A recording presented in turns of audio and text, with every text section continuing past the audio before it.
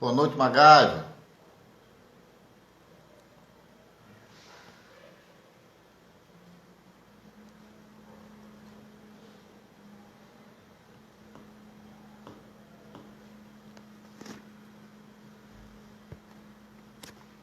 Boa noite, Rayane. Estamos escutando bem aí?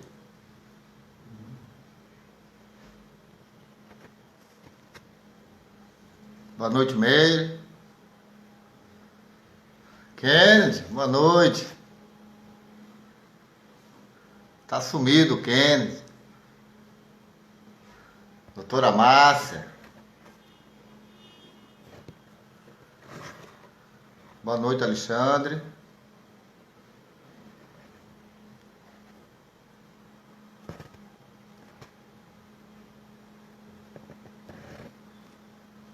Convidar aqui a doutora Márcia.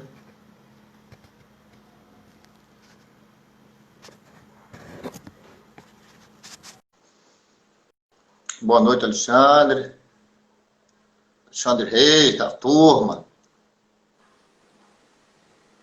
Boa noite, doutora Márcia. Oi, Aldo. Boa noite. Tudo Tudo bem com bem? você? Tudo ótimo. Que bom, né? Maravilha. Rio de Janeiro versus Salvador. Só sol, só praia, só E- alegria, O que essa pandemia não faz, né? não é? Pelo menos assim a gente se encontra, consegue fazer algo juntos, né? Muito bom. Nos ajuda Boa noite, muito. Rita. O pessoal tá entrando ali aí na Sim. live para participar aí desse debate de um tema tão importante como esse, né, doutora? É, antes de ontem tinha um colega meu que estava conversando comigo a respeito dessa live. E ele está passando por uma situação de mais de 20 anos de casamento, né? Hum, E ele sofreu uma agressão por parte da esposa, e não é a primeira vez, e ele teve que sair de casa. Mas certo. antes ele foi à delegacia, e na delegacia ele registrou, né, a ocorrência lá, mas que já faz um tempinho, e ele está muito triste porque não foi solucionado nada a respeito da agressão por parte da esposa dele, que já não era a primeira, ele fez até corpo de delito, né? Hum, Então, ele perguntou, olha, Aldo, é, veja aí na live, porque vocês só defendem as mulheres, só acham que as verdade. mulheres que sofrem É. agressão, né? E eu senti ele, assim, com o tempo, ele meio diferente. E me deixou um pouco preocupado a Uhum, questão psicológica dele, né? Assim, certo. como ele já tá morando só, no trabalho está diferente, ele tinha uns treinamentos que ele parou. Então, assim, vamos a esse tema, estou já empurrando essa situação, né? Deixar Uhum. claro que nós vamos trabalhar muito a parte psicológica, uma vez que eu já tratei em outras lives a respeito da violência doméstica ligado à Lei Maria da Penha, ao femicídio e ao feminicídio, que está ligado ao crime contra a mulher, né? Então, eu queria ver mais essa questão da parte psicológica, né? Principalmente como que ele deve estar se comportando agora, se a senhora já tem experiência, já tratou algum cliente com essa situação, seja ele homem ou mulher, e se com essa pandemia se cresceu muito essa questão desse abuso no relacionamento. É, perfeito, né, Aldo? Obrigado pelo convite.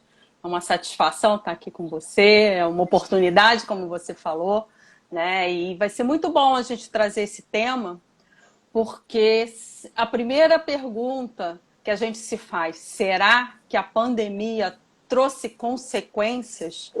Porque a proximidade das pessoas por estarem em casa, em isolamento social, isso no mínimo, trouxe algumas questões, né? Será que aquilo que era bom ficou melhor? Aquilo que era bom ficou ruim? Aquilo que era ruim ficou péssimo? Como é que aconteceu? Como é que as pessoas estão convivendo? Como os relacionamentos estão acontecendo? E, infelizmente, eu não tenho uma boa notícia, né? Muitos divórcios aconteceram, aumento, sim, da violência doméstica. Um estudo amplo, né, feito sobre essa questão. Eles fizeram um levantamento, ele foi publicado em junho desse ano. E na China teve o dobro, né? Aumentou em 100% o número de casos de abuso ou violência doméstica. No Brasil, a gente está na faixa dos 50%. Na Espanha, em torno de 30%. Então, sim, a resposta é que o isolamento social, a proximidade nos relacionamentos, o que a gente achava que ia ser assim, nossa, que legal, vai estar todo mundo em casa. Que bom, né? Aí a gente vê que no dia a dia a realidade nos traz a triste notícia de que os relacionamentos já não estavam bons e aí pioraram. Então, possivelmente, esse seu amigo entrou na estatística, né? Infelizmente, ele entrou na estatística. O relacionamento já não devia ir muito bem e aí, de novo, volta. É algo cíclico, né? Que volta a acontecer. E o relacionamento abusivo, Aldo, ele independe de vínculo, né? A pessoa não precisa nem ter vínculo com você e te tratar de forma abusiva. Mas normalmente a gente percebe que isso acontece mais nos relacionamentos amorosos, né? De parceiros, de pais com filhos, às vezes de chefes com subordinado, de alguns familiares. Então, não tem assim, o relacionamento abusivo ele acontece mais em tal situação. Não, ele pode acontecer em qualquer tipo de relação. E é por isso que esse tema é tão importante, porque nós todos precisamos ficar atentos. Será que eu estou participando de um relacionamento abusivo? Será que o que está acontecendo comigo é algo que eu tenho que refletir melhor? Né? E não só a questão da violência entre os familiares, né?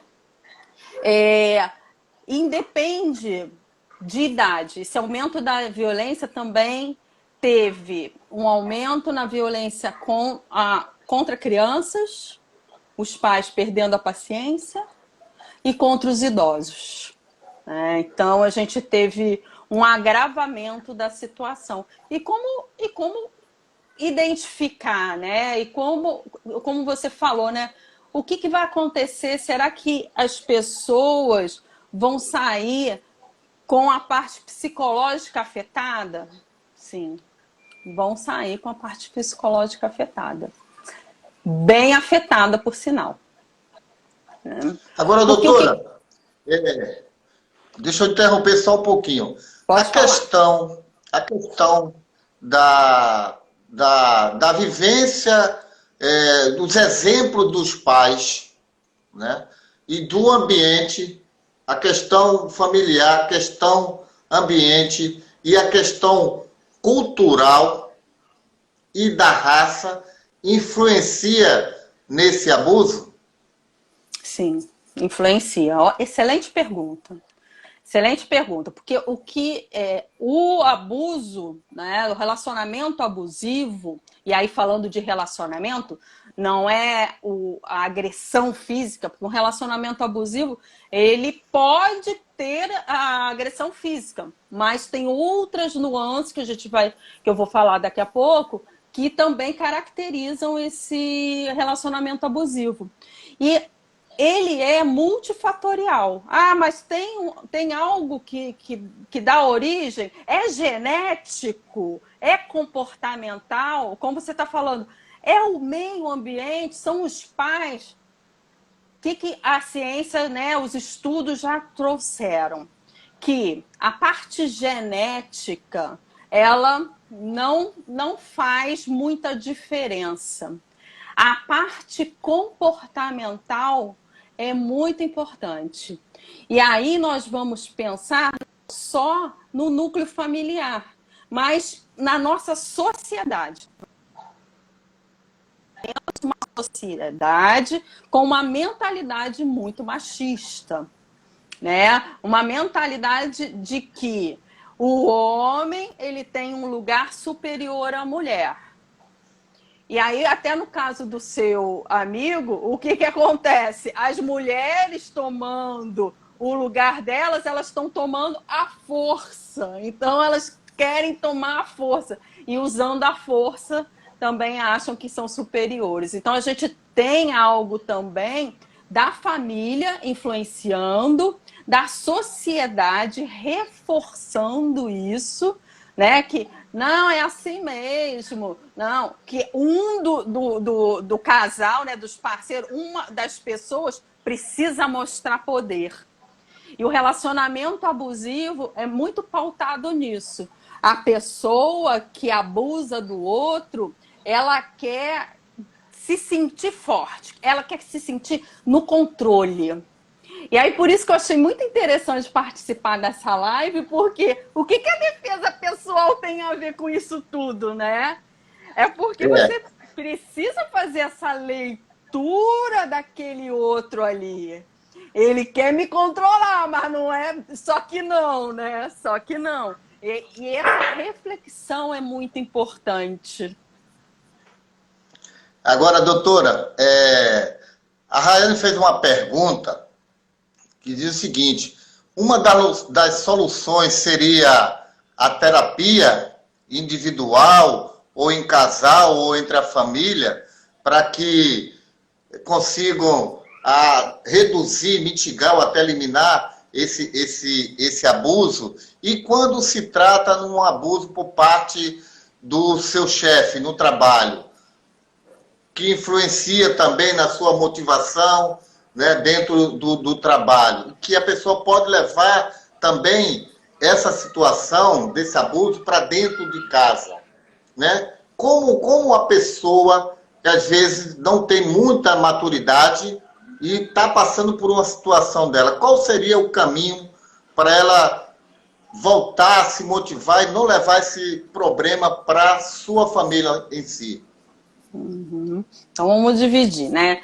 Na questão familiar, o que acontece? E você perguntou, o que seria melhor? Faz terapia de casal, faz terapia...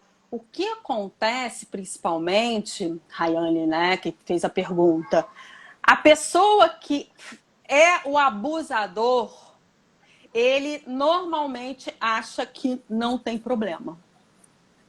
Ele acha que o problema não é dele. Começa por aí. Que o problema é o outro. Então, dificilmente você consegue trazer uma pessoa que tem essa característica, que tem esse comportamento abusivo, para dentro de uma terapia. Dificilmente. Porque ele, primeira coisa, ele acha que não tem problema. Que o problema é o outro. E ele faz questão de manter o controle da situação. Então, ele que vai determinar se ela vai fazer, se ele não vai fazer, ele que vai determinar tudo. E o que acontece também? A gente vê uma falha na equipe multidisciplinar. Porque você mesmo começou falando, poxa, o meu amigo foi lá, deu queixa e nada aconteceu. Então, não é só o psicólogo, é o assistente social, é a parte jurídica, é o juiz, é o advogado. Muitas pessoas, a articulação entre as pessoas é muito importante. E aí, a gente já entrando na questão do trabalho, a empresa está preparada para usar os seus departamentos, o RH principalmente, em defesa desse funcionário que está sofrendo abuso? Ou será que ela vai repetir o que a gente vê na sociedade? O delegado que não vai dar muita importância, mesmo o seu amigo tendo feito corpo de delito, o juiz que vai deixar o processo rodar, a proteção à vítima que inexiste, e muita gente, não sei se é o caso, né? Muitas vezes o que acontece?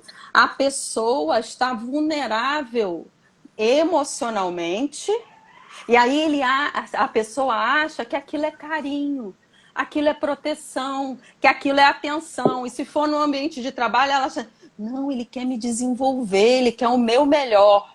Esses erros de percepção que levam à manutenção do estado de vítima do abuso. Então, o que fazer?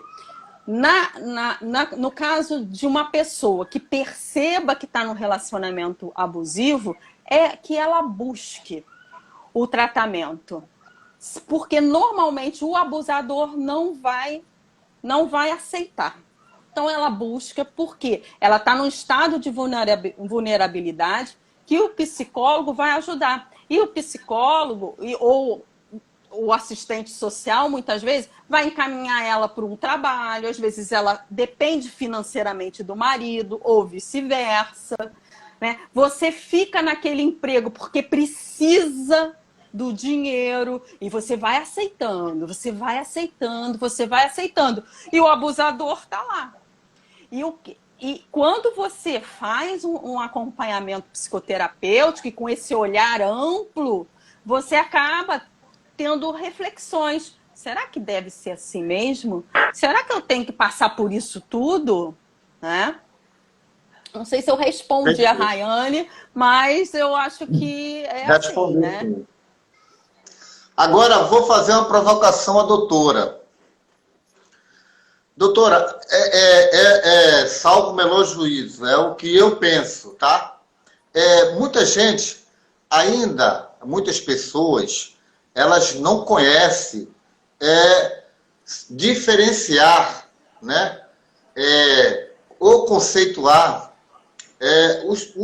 os três tipos de amor que a gente conhece, né? A gente mais escuta um pouco as pessoas que buscam a leitura, né? Então, existe o amor ágape, o amor filos e o amor elo.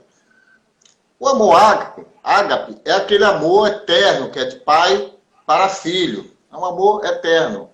O amor filho é aquele amor fraternal. É aquele amar o próximo como a si mesmo. É aquele amor que a gente busca entre os casais, entre a família, entre as pessoas. Um amor sincero, um amor de coração.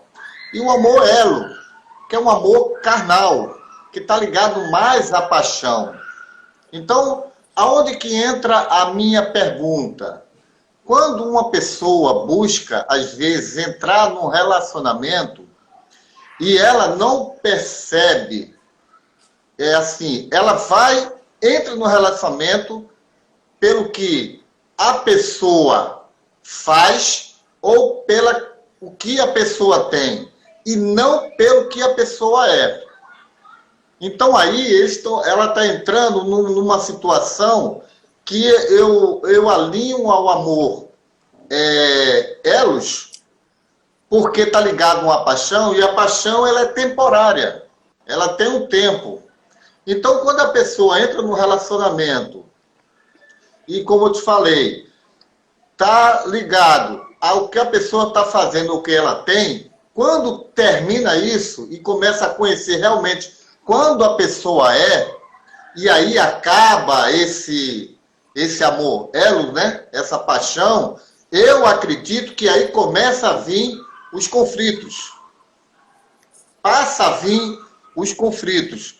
Porque aí a pessoa entrou numa situação sem ter uma visão de que aquilo um dia iria passar, ia acordar. Acontece isso mesmo, doutora? Então, numa relação abusiva, essa pergunta é muito boa, porque existe uma confusão, né? A gente percebe, né, nos relatos que aquela pessoa que é o abusador, ele não começa, exatamente como você falou, ele não começa mostrando a cara dele. Não, ele vai fazendo devagar. Então ele vai encantando. É pelo encantamento. E a pessoa vai se envolvendo. Vendo, nossa, mas ele é tão bom comigo, ele me trata bem, ele me protege. E depois, só depois, que se instala o comportamento abusivo. Então, no início, a pessoa não consegue reconhecer algo, não consegue reconhecer. E muitas vezes, como você falou, ela se liga muito mais pelos bens materiais, pela uma posição de sucesso e vai criando expectativas, né? Quando cai a máscara, né, e que ela começa a perceber que aquela pessoa não é nada daquilo, o que inconscientemente ela começa a dizer para ela mesma? Ai, mas ele é bom. Ou ela é boa, né? Ele é bom. Ele é assim, meio nervoso comigo, não deixa eu sair, não deixa eu fazer isso, mas ele é bom. A pessoa fica sonhando que por trás daquele Darth Vader, vamos botar assim, né? Tem uma pessoa boa. E, na verdade, tudo que o abusador está fazendo é uma articulação para poder dominar você. E aí tem tudo a ver com a questão da luta. De você entender como a outra pessoa vai te abordar.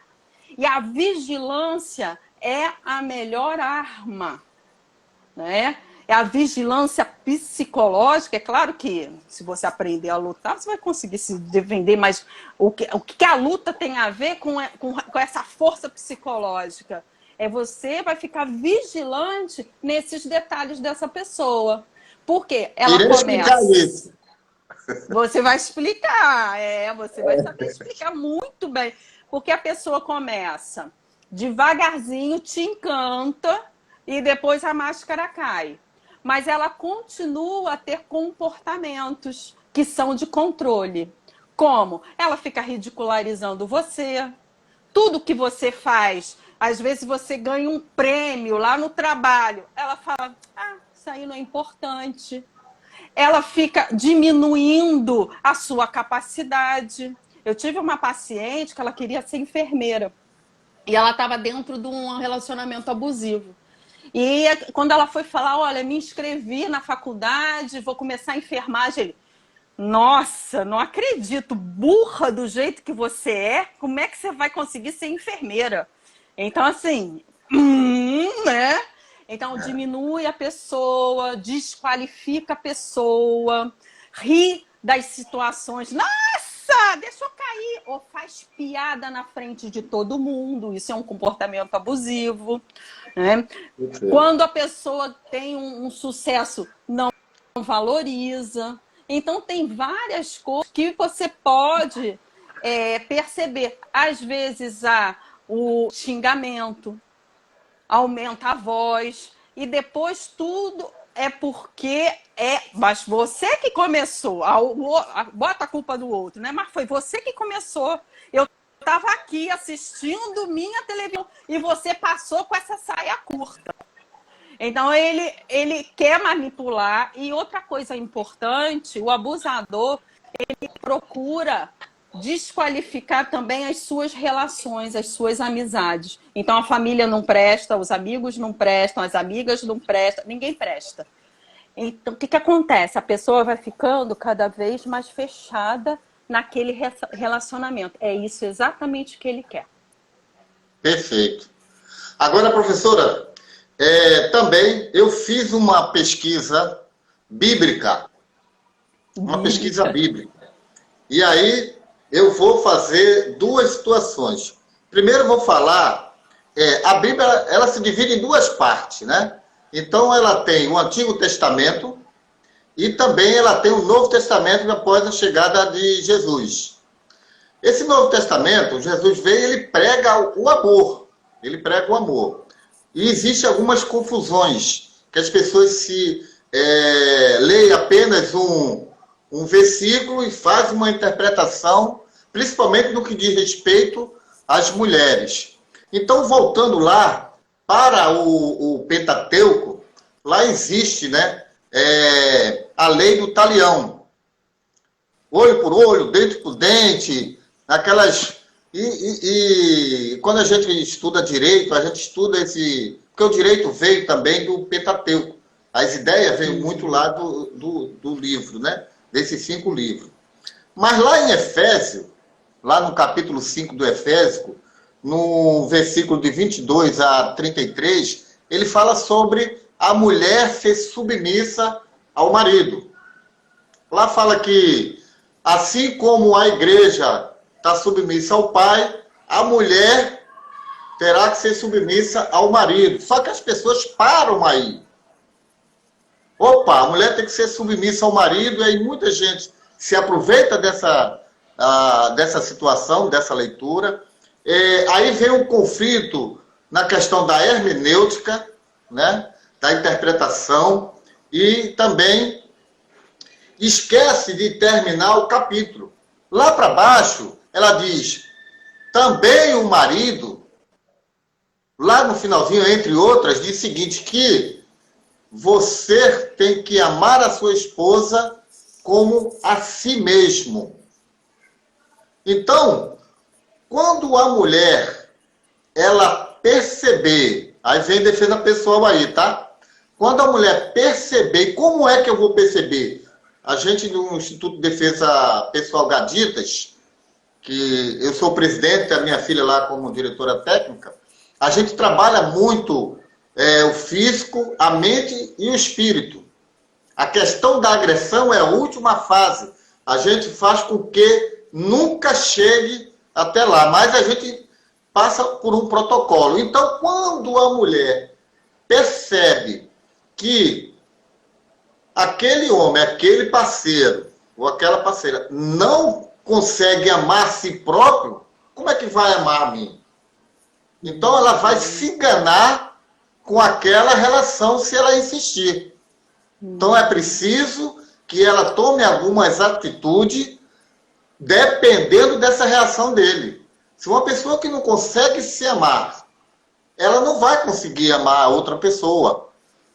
Aqui, a submissão está ligado a, se realmente o teu marido ama você como a ele mesmo, a tua submissão está em relação a priorizá-lo em determinadas situações, né? Então, enfim, não é a questão de a pessoa pegar esse versículo, como eu já vi muito, a mulher está aqui, cadê a submissão? Isso é bíblico. Então, quer dizer, há uma interpretação errada por parte de muitos homens que não têm conhecimento profundo e aqueles que pregam essa informação errada porque não estudou hermenêutica.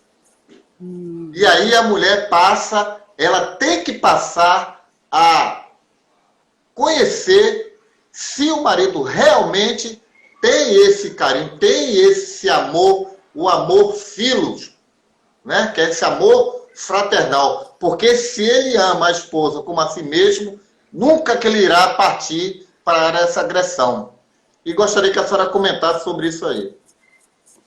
Essa colocação é perfeita e traz um pouco do que eu estava falando no início, da questão multifatorial, né? Religião, mas ela cabe perfeitamente nesse olhar amplo que a gente está tendo aí. Então não é só a educação de dentro de casa, a educação, qual é a sociedade, que tipo de sociedade aquela pessoa está vivendo, mas que religião também. E qual é a interpretação que é feita, por exemplo, num versículo como esse, né? E você tem razão quando diz que se a pessoa não se ama, ela vai ter o que para dar? não vai ser amor. E aí, numa relação abusiva, tem tudo, menos o amor. Porque a relação abusiva, o que é mais importante para aquela pessoa é controlar o outro. É literalmente submeter, no sentido pejorativo da coisa. Você é minha, e você vai fazer o que eu quero, você vai viver para mim. E o que acontece? O parceiro acha que isso é amor. Ele acha que isso é proteção. E aí fica sonhando com aquele ser imaginário de que por trás dessa agressividade, por trás dessa brincadeira, desse xingamento, dessa chantagem, tem um homem bom, tem uma mulher boa. E fica sonhando com algo que não existe. A primeira coisa é observar o comportamento. E a segunda é perceber esses sinais do sentimento. Se ele não se ama, como ele vai poder transbordar isso? E concordo com você quando você diz que essa falsa interpretação, né, isso causa muito problema mesmo, porque a mulher ela acaba se colocando num lugar que não lhe pertence. O lugar da mulher ao lado do seu parceiro. Os dois, né, que você falou do amor filos, né, que vem do coração, essa energia que vai trocar. Quando a gente fala em relacionamento na análise sistêmica, a gente fala de uma lei que se chama lei do equilíbrio. Que lei do equilíbrio é essa? É a lei do dar e do receber. Então, quando existe um relacionamento abusivo, normalmente essa lei está desconectada. O outro exige muito, o abusador exige muito. E quem está no lugar da vítima fica achando que aquilo que é o certo. Ou por dependência afetiva, ou por dependência financeira, e vai se mantendo naquele lugar. Então, o processo terapêutico dessa pessoa, o grande insight é: eu vou me amar primeiro. Porque é só se amando primeiro que ela vai conseguir enxergar que o outro não está usando o amor filos com ela ou com ele. Que aquele amor ali está muito distorcido. E que algo precisa ser feito. E que a lei do equilíbrio não está existindo. Perfeito, doutora. Nessa mesma linha de raciocínio, lá em Mateus, capítulo 5, versículo 39 e 40, fala de quando você leva aí vai para ambos os sexos. Quando você leva uma tapa no lado de uma face, que você dê a outra. Né? Se a pessoa mandar você, obrigar você a caminhar 1 milha, que você caminhe 2, que nunca dê a costa, enfim. Quando Jesus... Aí outra também questão de hermenêutica, de interpretação, que as pessoas acham que a mulher ou o homem, levou uma, vai dar outra. Jesus estava fazendo ali uma diferenciação em relação à lei de Italião, olho por olho, dente por dente. E ele estava dizendo, olha, o amor é isso. O que ele quis dizer é o seguinte, olha, se você fizer a mesma coisa que ele está fazendo, você não está sendo diferente. Se a mulher ou o marido for ter a mesma reação, eles não estão sendo diferentes. Os dois estão sendo agressores, independente de quem começou. Então, assim, a questão de dar a outra face, de caminhar mais 2... é exatamente isso, é priorizar o amor, seguinte, é não fazer a mesma coisa que eles. Existe, como a doutora falou aí, a questão, tem as terapeutas, psicólogas, tem as delegacias, a justiça, a assistência social, todas eles em prol, né, para mitigar ou eliminar essa questão do abuso. E, portanto, Quando ele fala de dar outra face, não é porque a pessoa tem que levar a tapa e dar o outro lado. Não. E quem pensa que por uma pessoa ser, assim, cumprir, gostar dessa lei da igualdade, ou ser um cristão, o fato de ser uma pessoa cristã, e estar subordinado a estar apanhando ou sofrendo abuso, não é nesse sentido. E a pessoa fazer o mesmo retorno. Mas não fazer a mesma coisa que o parceiro está fazendo de errado, mas sim procurar ajuda, que aí você está demonstrando um amor consigo mesmo, né? Não revidando. Gostaria também que a senhora comentasse essa parte aí, desse versículo. Estou gostando desse assunto, é muito bom, porque há como você falou, né, essa interpretação errônea do dar a outra face. Jesus, quando falou sobre dar a outra face, ele estava falando sobre perdão, da nossa capacidade de perdoar o outro. Porque o que acontece? Quando a gente perdoa, a gente não vai transformar o comportamento do outro, o outro não vai virar bonzinho só porque a gente perdoou. Ele vai continuar tendo a responsabilidade pelo comportamento equivocado que ele teve. Mas eu vou me liberar da emoção ruim. E aí, no caso de uma relação abusiva, né, o que acontece? A pessoa que sofre o abuso, ela normalmente não construiu dentro de si a autoestima, o amor próprio. Então, a gente está falando de um outro nível. Não está falando de perdoar. Nessa questão de perdão, de que eu vou seguir a minha vida apesar dele ter se comportado errado, né? Erradamente, equivocadamente.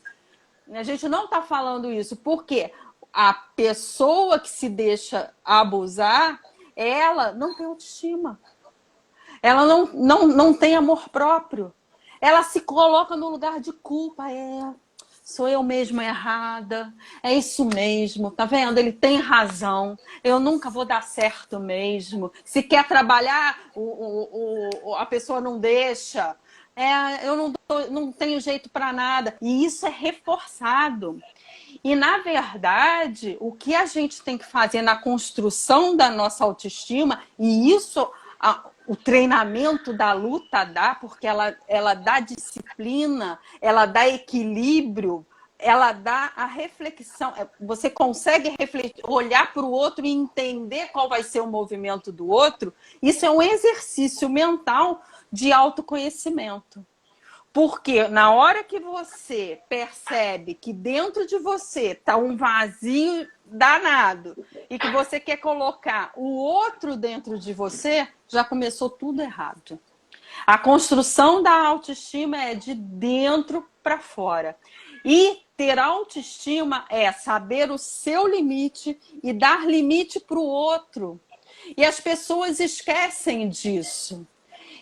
O outro não tem o direito de te tacar pedra. E a gente vai falar um pouco lá da pecadora, né? Quem não teve um pecado vão tacar pedra, que é a lei do talião que você está trazendo, né? Então, assim, ele errou sim, errou uma, errou duas, errou 55 vezes, que eu falei que é cíclico, né? O relacionamento abusivo, errou 55. Pelo amor de Deus, você não sabe nem contar? Peraí, esse bonzinho não vai chegar. Esse bonzinho não existe. Cara, amor próprio, que vai dizer, chegou. Porque Jesus diz o quê? Vá e não peques mais. Então, a gente também tem que ficar atento a isso. Tá perdoado, tô indo embora, mas não peques mais comigo. Entendeu? Perfeito. Agora, doutora, vou falar um pouco do protocolo de defesa pessoal Gaditas, que está relacionado a como você se comportar diante de uma ameaça, né? Seria a sua atenção, ou seja, o seu jeito de como você se comportar numa determinada situação de ameaça e como eu devo observar, né? Assim, a atenção, como está seu alerta em relação a vários tipos de situações, principalmente dentro do abuso, para que eu tome alguma atitude para não chegar ao limite da agressão. Então, no protocolo, a gente adotamos uns protocolos internacionais. A gente trouxe para cá e fizemos um apanhado e colocamos no Instituto de Defesa Gadira. Então, é o seguinte, a gente tem o primeiro nível, que tem um grau 2, e está ligado à cor branca. Essa cor branca é a pessoa que está totalmente apagada, né? A pessoa está dentro de casa, está dormindo, está no ônibus, está dormindo, né? Está num coletivo qualquer, está dormindo. Então ali ela está sujeita a qualquer coisa, né? Larga a criança para o canto, não sabe o horário que o marido chega, que sai, o que é que está acontecendo, não tem nenhuma atenção dentro de casa e tal, a pessoa está sempre em coma, está sujeita a qualquer tipo de ameaça. Indo para o nível 2, que aí eu vou para um grau 4, porque ele pode descer para o 3 ou subir para o 5. E aí ele está ligado à cor verde. A cor verde, a pessoa está ali, não está dormindo, está acordada, mas ela está com atenção a uma coisa só. Tipo assim, vamos supor dentro de casa, a pessoa o tempo todo lá, no celular, ou dentro do carro, parou no sinal, a pessoa está dentro do carro, olhando o celular, ou a bolsa, ou você está no ônibus, está lendo um livro, só prestando atenção no livro, ou no celular. E dentro de casa, a mesma coisa. Você está acordada, mas está ali sujeito também a qualquer tipo de ameaça. Ok? E aí eu vou para um nível que é o nível perfeito, onde todos deveriam estar, que é o nível 3, que tem o grau 6, está ligado à cor amarela. Essa cor amarela é a cor da pessoa estar atento a tudo. Né? Qualquer coisa que venha acontecer de diferente da rotina dela, seja na rua, seja em casa, seja no relacionamento, ela observa. Opa, o comportamento do marido está diferente. Opa, o comportamento do meu filho está diferente porque chegou do colégio. Opa, tem alguma coisa diferente na rotina. Então, você está alerta, é você ter atenção a essas coisas.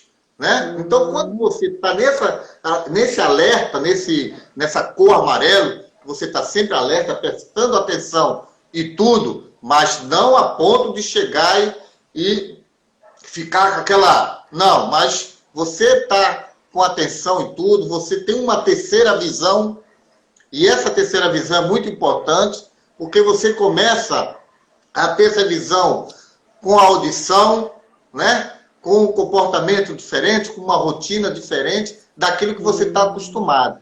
Então é importante para que você não deixe elevar para o próximo nível.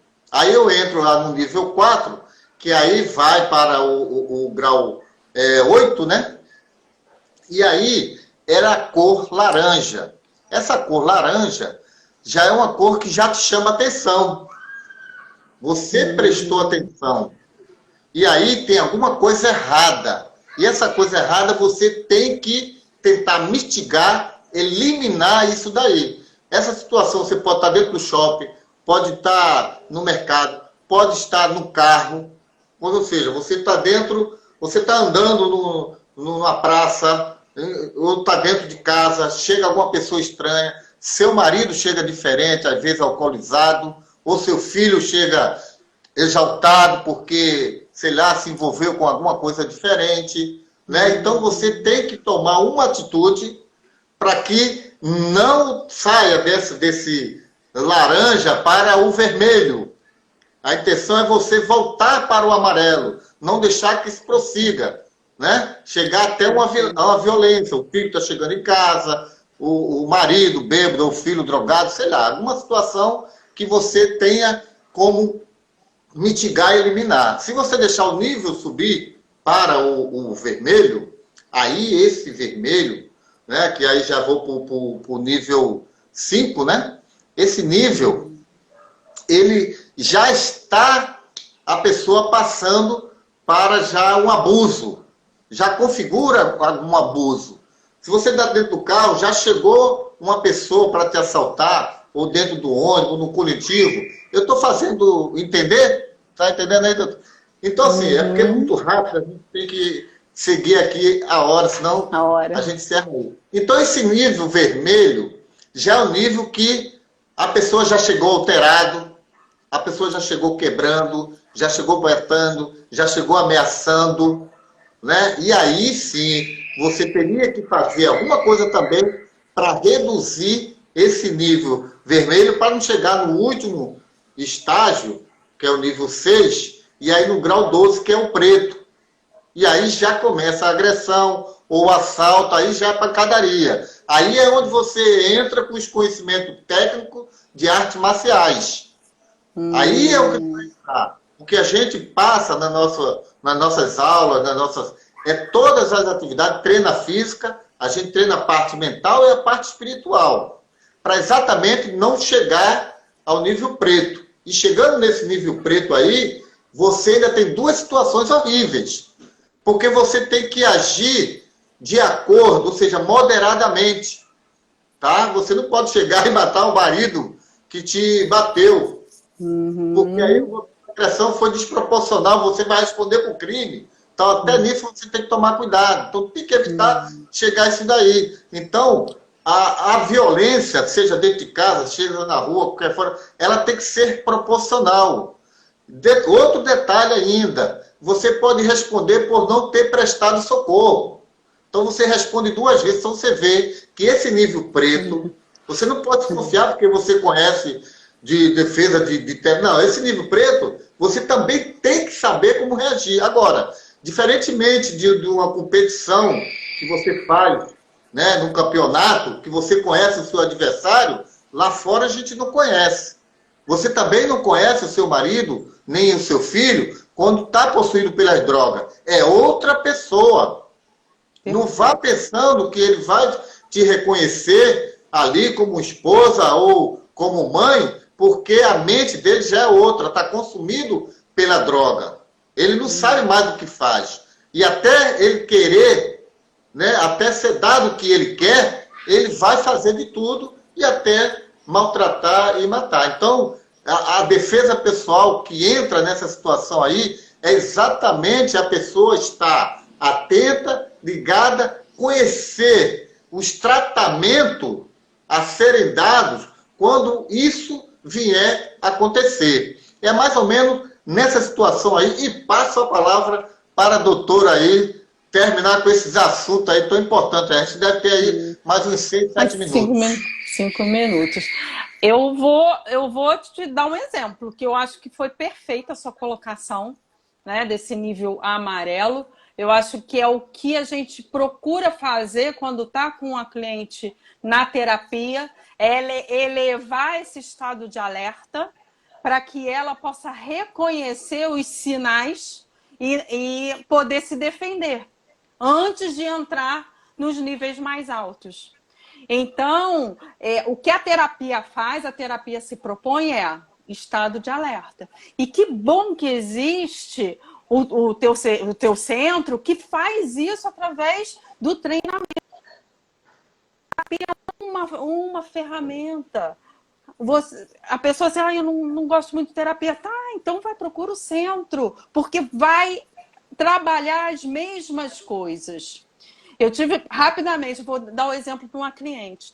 Estava num relacionamento abusivo, e aí era um namorado, né? Ele chegava sempre para pedir dinheiro a ela. Tô precisando de dinheiro, tô precisando de dinheiro. Aí ela falava, não tem. ele saía, o que ele fazia? Bebia, usava droga e voltava no nível laranja, como você falou. Já voltava alterado pelo uso de drogas, já começava a gritar, xingar, e aí ela começava a ficar acuada, às vezes ela rebatia, mas muitas vezes ficava quieta, e ela, quando ela firmava a posição de que não ia dar o dinheiro, ele chegava no nível preto. Ele batia nela. E isso aconteceu várias e várias vezes.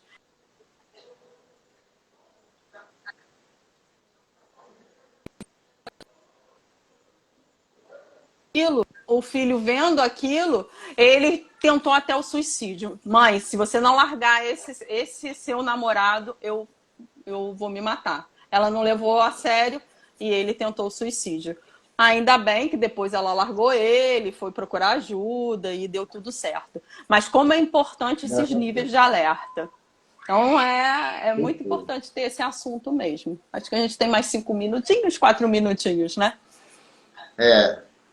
Doutora, assim, é um tema assim, tão importante, né, que eu fico assim, preocupado na questão das classes mais baixas, principalmente onde eles vivem acuados e às vezes são obrigados a maltratar a própria família para se manter em uma situação delicada. E não chegam